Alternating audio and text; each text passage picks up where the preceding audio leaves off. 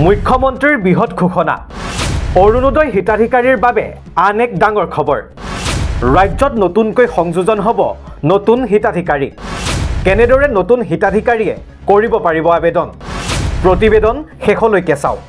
অৰুণোদয় আঁচনিৰ প্ৰত্যাশীৰ বাবে মুখ্যমন্ত্ৰীয়ে কৰিলে আন এক ডাঙৰ ঘোষণা ৰাজ্যৰ বহু মহিলা পুনৰ নতুনকৈ অন্তৰ্ভুক্ত হ'ব অৰুণোদয় আঁচনিত কিন্তু কিদৰে প্ৰত্যাশীসকলে কৰিব পাৰিব আবেদন আবেদনৰ শেষ তাৰিখ কি হ'ব 15 ডিসেম্বৰৰ পৰা 28 ডিসেম্বৰৰ ভিতৰত অৰুণোদয় আঁচনিৰ বাবে কৰিব লাগিব আবেদন উক্ত সময়ছোৱাত ৰাজ্যৰ গাঁৱে গাঁৱে অনুষ্ঠিত হ'ব হিতাধিকাৰীৰ বাছনি সভা এই সভাতেই 15 ডিসেম্বৰৰ পৰা 28 ডিসেম্বৰৰ ভিতৰত দিব লাগিব আবেদন আবেদনৰ প্ৰতিলিপি সভাতেই ল'ব পাৰিব প্ৰত্যাশীসকলে পৰৱৰ্তী সময়ত নিৰ্দিষ্ট সময়ৰ ভিতৰত জমা কৰক এই আবেদন অন্যথা 2026 চনৰ বিধানসভা নিৰ্বাচনৰ পূৰ্বে পুনৰ নহয় নতুন অন্তৰ্ভুক্তি প্ৰক্ৰিয়া অৰুণোদয়ৰ হিতাধিকাৰী বাছনি সভাত মহিলাসকলক অংশ ল'বলৈ আহ্বান জনালে মুখ্যমন্ত্ৰীগৰাকীয়ে অৰুণোদয় সন্দৰ্ভত কি ক'লে ৰাজ্যৰ মুখ্যমন্ত্ৰীগৰাকীয়ে শুনক তেখেতৰ মুখেৰে ইলেকশ্যনৰ সময়ত মই ৰাইজক কৈছিলোঁ যে আমাৰ মহিলাসকলৰ মাজত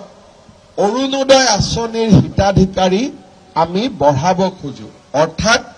আজি যদি আমাৰ সৰু পথাৰত 20,000 মহিলাই অৰুণোদয় পায় এইবাৰ আমি তাক 30,000লৈকে লৈ যাব খোজো যাতে বেছিতকৈ বেছি মহিলাক আমি অৰুণোদয় আঁচনিৰ সুবিধা দিব পাৰো অহা 15 তাৰিখৰ পৰা 28 তাৰিখলৈকে আমাৰ গাঁও সভাসমূহ অনুষ্ঠিত হ'ব আৰু এই গাঁও সভাসমূহত নতুন নতুন অৰুণোদয় হিতাধিকাৰী আমি নিৰ্বাচন কৰিম এইবাৰ আমি হিতাধিকাৰী নিৰ্বাচন কৰোঁতে সমষ্টিটোত যিমানটা পুলিং বুথ আছে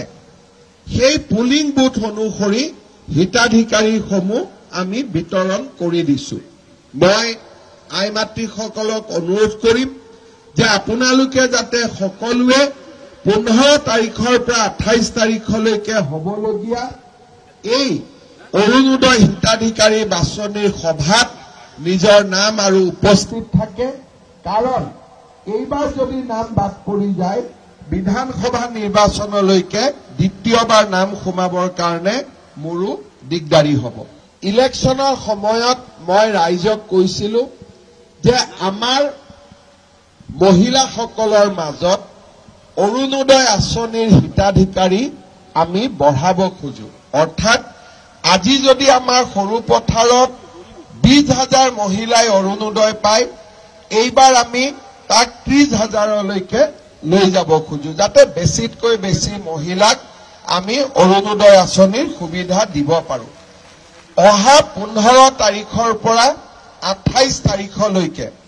আমাৰ গাঁও সভাসমূহ অনুষ্ঠিত হ'ব আৰু এই গাঁও সভাসমূহত নতুন নতুন অৰুণোদয় হিতাধিকাৰী আমি নিৰ্বাচন কৰিম এইবাৰ আমি হিতাধিকাৰী নিৰ্বাচন কৰোঁতে সমষ্টিটোত যিমানটা পুলিং বুথ আছে সেই পুলিং বুথ অনুসৰি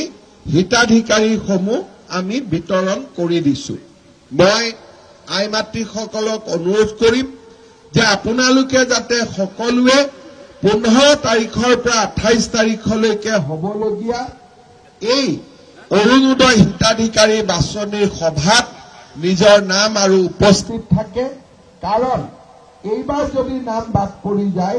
বিধানসভা নিৰ্বাচনলৈকে দ্বিতীয়বাৰ নাম সোমাবৰ কাৰণে মোৰো দিগদাৰি হ'ব